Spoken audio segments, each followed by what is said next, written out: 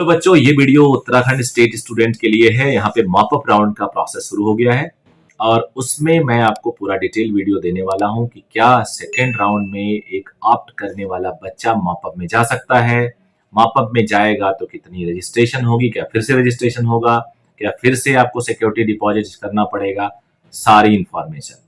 और क्या क्या इसमें चांसेस है हिस्ट्री वैकेंसी में, क्या मिलने के बाद आप छोड़ सकते हो, हिस्ट्री में अलग से जा सकते हो, कितना चांस बनता है नए स्टूडेंट के लिए, क्या ये वही है जिनको मिला था अपग्रेड करने के लिए छोड़ रखे हैं, अगले में भी वही मिलेगा। तो इन सब के बारे में पूरी पॉसिबिलिटी डिस्कस की जाएगी। As per the seat matrix Srinagar Garhwal में कोई सीट नहीं दिख रही है खाली, उनके आगे ब्लैंक लिखा हुआ है। मैंने ये पूरा का पूरा अपना डिटेल अपने टेलीग्राम चैनल पे भी डाल दिया है, उसका एड्रेस मैं नीचे दे देता हूं। और इस चैनल को अगर अभी तक सब्सक्राइब नहीं किया तो प्लीज कर लेना और लाइक तो कर बनता ही है। तो हल्द्वानी में 4 सीटें खाली हैं, जनरल की 3 सीटें खाली हैं, जो अच्छी बात है। और मेरा अपना ओपिनियन है कि यहाँ पे वो बच्चा रिस्क नहीं लेगा कि हल्द्वानी से उसे दून शिफ्ट करना है, इस चक्कर में वो सीट छोड़ दे, क्योंकि सेकेंड राउंड में आपको सीट छोड़ना पड़ेगा अगर मॉपअप में जाना है, आप अपग्रेडेशन नहीं कर सकते हो। तो ये 3 सीट प्योरली खाली होंगी जो नए बच्चों से भरी जाएंगी। तो नए बच्चे इसको एक अच्छा उनके लिए एक्सपेक्टेशन और उनके लिए उम्मीद बन गई है। एक एससी की सीट भी खाली है हल्द्वानी में। श्रीनगर में कुछ नहीं दिखा रहा है। दून में 2 सीटें जनरल कैटेगरी में अनरिजर्व में खाली हैं, एक गर्ल्स के लिए एक बॉयज के लिए, और एक सीट एसटी में, यानी 3। अच्छा, यहां पे मैं 2 पॉइंट और बता दूं। हल्द्वानी में एक seat reserve for Kashmiri migrant ward of, और एक सीट श्रीनगर गढ़वाल में भी वार्ड ऑफ कश्मीरी माइग्रेंट, यानी ये सीट कन्वर्ट हो सकती हैं। इनका अलग से कुछ दिया नहीं है, हो सकता है एड ऑन सीट हो। ये देहरादून के बारे में बता दिया, यहां पे कश्मीरी माइग्रेंट की कोई सीट खाली नहीं है। अब आ जाते हैं अल्मोड़ा। अल्मोड़ा में एक अनरिजर्व सीट खाली है और ये मेरे एक नॉन स्टूडेंट है, वो एडमिशन नहीं ली है। She is willing to upgrade and hopefully she will get also.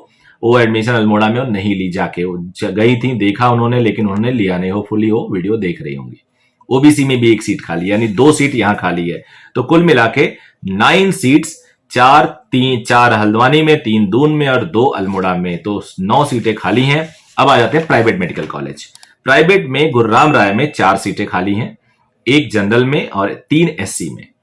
और उसके बाद प्राइवेट में इतनी मारामारी बड़ा मुश्किल, मुझे अजीब सा लग रहा है। उसके बाद हल्द्वानी में Himalayan institute of medical sciences Jolly Grant में 2 सीटें खाली हैं और दोनों जनरल में है, एक गर्ल्स का एक बॉयज का। और गौतम बुद्धा चिकित्सा महाविद्यालय में सिर्फ 2 सीटें खाली हैं और वो सीधे सीधे अनरिजर्व हैं और ये स्टेट कोटा से है। अब डेंटल का मैं नहीं बता रहा हूं। अब ऑल इंडिया कोटा से काफी सीटें खाली हैं, तो जो स्टेट के भी बच्चे हैं वो ऑल इंडिया से भर सकते हैं अगर प्राइवेट में जाना है। फीस थोड़ी महंगी हो जाती है, 3-4 लाख। श्री गुरुराम राय में 19 सीटें खाली हैं, हिमालयन में 12, गौतम बुद्धा चिकित्सा महाविद्यालय में 37 सीट्स खाली हैं और बाकी तो डेंटल में आ गया है। तो अब प्रोसीजर बता देता हूं आपको क्या क्या प्रोसीजर है, डेट शीट क्या क्या है। Online registration, fee payment and choice filling by all interested eligible candidate. However already registered candidate need not to pay the security fees. वो 8 तारीख आज सुबह 9 बजे से कल शाम को 4 बजे तक। डेटा प्रोसेसिंग परसों होगा 11 तारीख को। डिक्लेरेशन ऑफ रिजल्ट 12 को होने वाला है। Last date of joining allotted college 18 को है, 18 दिसंबर। और उसके बाद स्ट्रे वैकेंसी राउंड का प्रोसेस शुरू हो रहा है। Vacant seat detail submitted by the college concern if any to the counselling board 19 तारीख तक। Forwarded the list of student to college in order to merit equalling 1:10 for filling any stay vacancy seat 19 तारीख को। Date of admission at college level on the basis of waiting list mop-up round registered candidate provided by the counseling board, वो 21 तारीख को in any case. उसके बाद मैं आपको बताता हूं, वैसे मॉपअप ऑनलाइन होता है, ये गवर्नमेंट प्राइवेट के लिए होगा। अब आई डोंट नो ये इन्होंने ऐसे कैसे लिख दिया, क्योंकि एमबीबीएस एंड बीडीएस लिखा है तो जनरल लिख दिया है। मॉपअप गवर्नमेंट में ऑनलाइन प्रोसीजर से होता है, प्राइवेट को 10 टाइम्स बच्चों की लिस्ट भेजी जाती है, वहां से वो लोग काम करते हैं। अब आ जाते हैं मॉपअप चरण। अब चरण काउंसलिंग में प्रतिभाग करने हेतु एलिजिबिलिटी, वो है प्रथम द्वितीय चरण में अभ्यर्थी पंजीकृत ऐसे अभ्यर्थी जिन्होंने कोई सीट अभी तक नहीं, जिनको कोई सीट आवंटित नहीं हुई है, तो वो एलिजिबल है मॉपअप के लिए। ऐसे कैंडिडेट जिन्होंने बोर्ड द्वारा द्वितीय चरण में आवंटित सीट पर निर्धारित समयांतर्गत प्रवेश प्रक्रिया पूर्ण नहीं की है और मॉपअप चरण में सीट आवंटन हेतु प्रतिभाग करना चाहते हैं। जिन्होंने सेकेंड राउंड में सीट समय पे एडमिशन नहीं लिया और मॉपअप में जाना चाहते हैं, यानी उनको मिला था लेकिन उन्होंने एडमिशन लेने में वो फेल हो गए, वो भी जा सकते हैं। दूसरा, ऐसे अभ्यर्थी जो सेकेंड चरण में उन्होंने मॉपअप के लिए सेकेंड चरण के लिए पंजीकरण यानी रजिस्ट्रेशन ही नहीं कराया हो, वो भी मॉपअप में आ सकते हैं। यानी डायरेक्टली आप मॉपअप में अप्लाई कर सकते हो अगर अभी तक आप सोए हो तब भी। कौन एलिजिबल नहीं होंगे? जो काउंसलिंग के प्रथम द्वितीय चरण के माध्यम से आवंटित सीट पर निर्धारित समयांतर्गत प्रवेश प्रक्रिया पूर्ण कर अपना प्रवेश सुनिश्चित करा लिया है, यानी जिन्होंने एडमिशन ले लिया है वो नहीं कर सकते। जिन अभ्यर्थियों द्वारा एमसीसी भारत सरकार द्वारा आयोजित काउंसलिंग के माध्यम से आवंटित सीट पर अपनी एडमिशन सुनिश्चित करा लिया, वो भी नहीं आ सकते। अब केवल ऑनलाइन होगा और क्या क्या होगा? एलिजिबिलिटी आपको 4,000 रुपए देके नेट बैंकिंग क्रेडिट कार्ड के आधार पर ऑनलाइन जमा करके आपको रजिस्ट्रेशन कराना होगा। अगर आप पहले भी रजिस्ट्रेशन कराए हो तो भी 4,000 देके रजिस्ट्रेशन कराना होगा। अगर प्रथम और द्वितीय पे आपने धरोहर यानी सिक्योरिटी डिपॉजिट की हो तो आप यहां पे रजिस्ट्रेशन करा लीजिए, दोबारा आपको सिक्योरिटी नहीं जमा करनी होगी।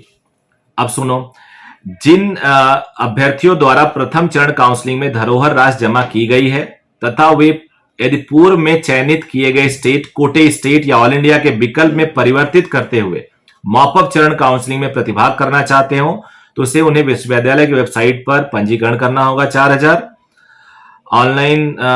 ऐसी दशा में तो हाँ, अब इसमें क्या है कि अगर मान लो चेंज करना चाहते हो, गवर्नमेंट से प्राइवेट जाना चाहते हो तो प्राइवेट की धरोहर राशि ज्यादा होती है तो वो जमा करनी होगी, कुछ नया नहीं है इसमें।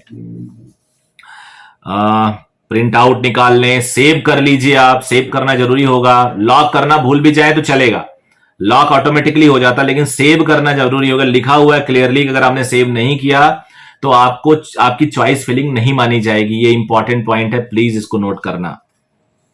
ये इन्होंने 7वें पॉइंट पे दिया है, लॉक अपने आप हो जाएगा, ये भी इन्होंने दे रखा है, कोई टेंशन नहीं है।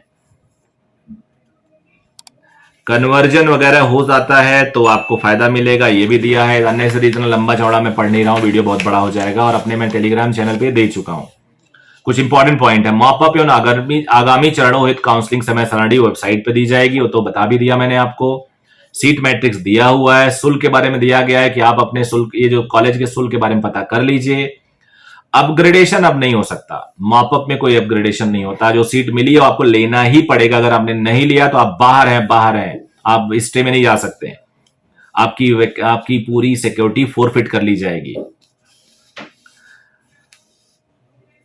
जिसने एडमिशन ले लिया उसे छोड़ने का कोई अधिकार नहीं है। रिजर्वेशन केवल उत्तराखंड के स्टेट बच्चों को दिया जाता है, ये भी लिखा हुआ है। बाकी तो ऐसी चीजें इंपॉर्टेंट नहीं है,